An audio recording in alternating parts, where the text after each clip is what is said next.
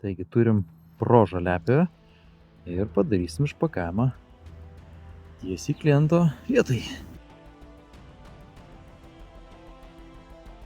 Ką mes randam dėžėje? Instrukcija, kurios niekas neskaita.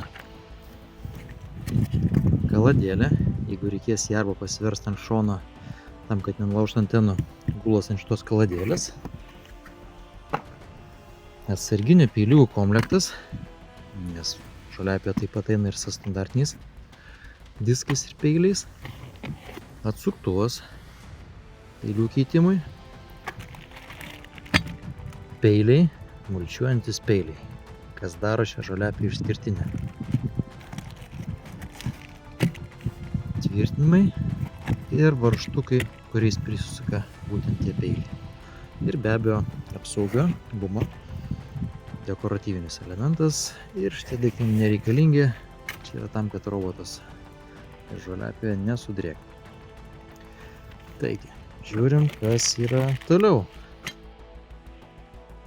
Ir gražuolį randam. Yarbo Lawnmower Pro ir lipdukas Pro. Vizualiai labai panaši, bet yra ir skirtumų. Tuoj mes jūs ir apžvelgsim. Iš karto matos ultragarsinio daviklio akis kitokios ir lietaus daviklis taip pat yra kitoks jau. Pažiūrėsim, kas yra viduj. Išsiem žoliapjovę.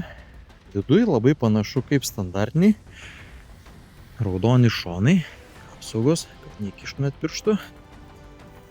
Apsaugos skirtingai negu standartinį žoliapjovę visai kitokios. Nebelikę kišenių, taigi neįstrigs žolės, neįstrigs kankorėžiai. Iš esmės apsaugos nuiminėti nereikia. Diskai su tokiais pat peiliukais, beje diskai labai stori. Ir šiek tiek kitoks tvirtinimas disko.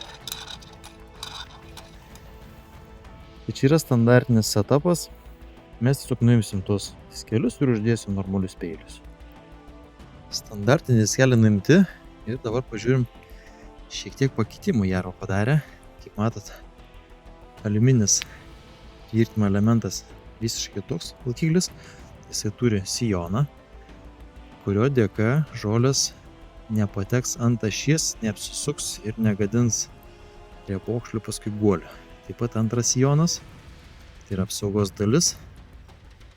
Ir kaip prieš tai žiemą apsaugėlė yra visiškai kitokia.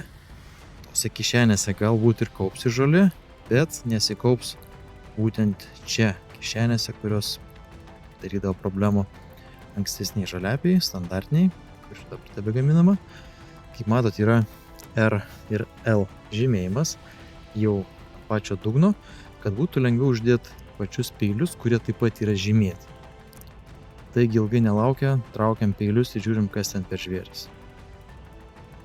Na ir svarbiausias elementas tai yra tikri peiliai. Tikri mulčiuojantis peiliai.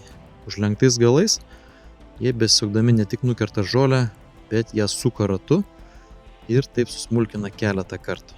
Tuo ši žoliapjovė skiriasi nuo standartinių robotų su standartiniais peiliukais. Tepaluotas reikalas, kas turėjo traktorių, patiks.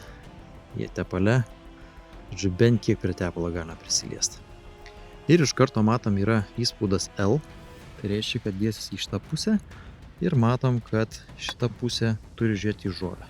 Taigi, tiesiog dedam vietą, tą sienėlį, labai patogiai užsėda, kažkur nepabėgsit.